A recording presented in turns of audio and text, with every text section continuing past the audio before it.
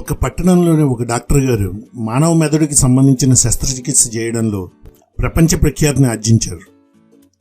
ఆయన వద్దకు వచ్చే రోగులందరికీ చేసిన శస్త్రచికిత్సల్లో ఒక్కటి కూడా వృధా కాలేదు.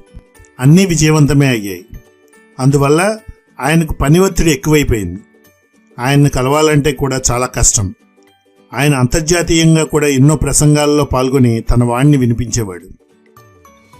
ఒకసారి ఆయన ఒక అంతర్జాతీయ సమావేశంలో అత్యవసరంగా పాల్గొనే నిమిత్తం తన పట్టణం నుంచి బయలుదేరారు.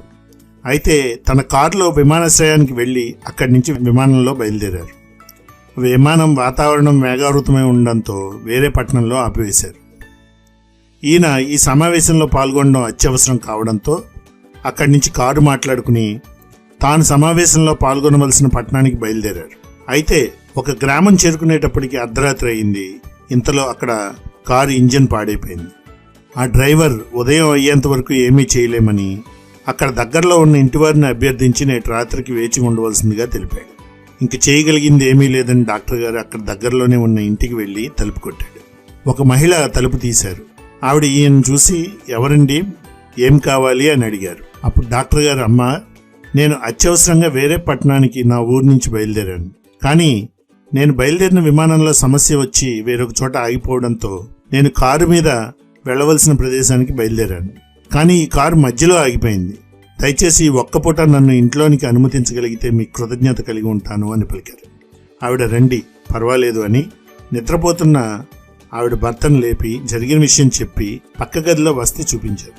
ఆవిడ భర్త తన భార్యకు డాక్టర్ గారికి రాత్రి భోజనం వండమని, ఈలోగా ఆయన శుభ్రపరుచుకుని రమ్మని చెప్పారు. ఆ మహిళ ఆయనకు అన్నీ సిద్ధం చేసి డైనింగ్ టేబుల్పై అన్నీ ఉంచి తన భర్తని ఆయనకు కావలసినవి చూసుకోమని పక్క గదిలో ప్రార్థన చేసుకోసాగారు. డాక్టర్ గారు స్నానం చేసి వచ్చి ఆవిడ చేసిన వంటకాలను భుజిస్తూ ఆవిడ ఆ సమయంలో కూడా ప్రార్థన చేయడాన్ని గమనించి ఆవిడ దేని గురించి అంత తపనతో ప్రార్థిస్తున్నారు అని ఆవిడ భర్తని అడిగారు. ఆయన పక్క గదిలో ఉన్న వారి అబ్బాయిని చూపిస్తూ, మా అబ్బాయి మెదడుకు సంబంధించిన అరుదైన వ్యాధితో బాధపడుతున్నాడు. అది ఎవరికో గానీ రాదు. ఇక్కడ ఉన్న స్థానిక డాక్టర్ గారు అంతా పరీక్షించి ఈ వ్యాధికి చికిత్స చేయగలిగిన వారు ఈ ప్రపంచంలో ఒక్కరే ఒక్కరు ఉన్నారు. ఆయన్ని మీరు కలవడం ఎంతో కష్టం. ఆయన అంతటి ప్రముఖ డాక్టర్ అని ఎంతగానో చెప్పారు. ఇది చెప్పి 4 రోజులైంది. అప్పటి నుంచి మా ఆవిడ ఆ డాక్టర్ గారితో ముఖాముఖి కలిసి మా బాధ చెప్పుకునే అవకాశాన్ని ఏర్పరచమని ఆ దైవాన్ని ప్రార్థిస్తోంది అని తెలిపారు. అది విన్న డాక్టర్ గారు పరమాశ్చర్యానికి లోనై స్తబ్దులైపోయారు. తర్వాత తేరుకొని, అయ్యా, మీ భార్య ప్రార్థిస్తున్న మరియు ముఖాముఖి కలవాలనుకుంటున్న డాక్టర్ ఎవరో కాదు, అది నేనే. నేను ఈ క్షణం దాకా కూడా నేను ప్రయాణిస్తున్న విమానంలో సమస్య రావడానికి, మరలా నా కారు ఆగిపోవడానికి అంతా కూడా కాకతాళీయంగా సంభవించిన ఘటనగా మరియు నా యోచనకు వ్యతిరేకంగా కలిగిన అడ్డంకులుగా భావిస్తున్నాను. ఇందులో ఉన్న దైవిక హస్తాన్ని గుర్తించలేదు. మీ ప్రార్థనా శక్తి నన్ను ఇక్కడికి రప్పించింది. మీ అబ్బాయికి వైద్యం చేయడం నాకు లభించిన అదృష్టం. తప్పనిసరిగా చేస్తానని పలికారు.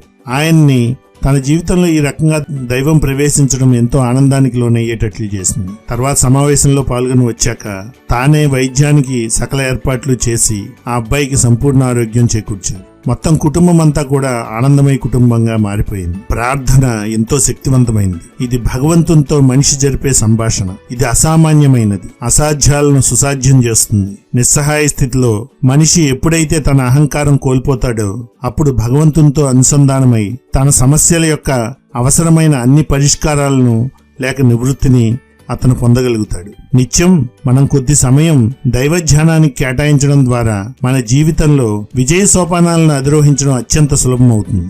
Please like, share, and subscribe to my channel. Press the bell icon for notifications. Thank you.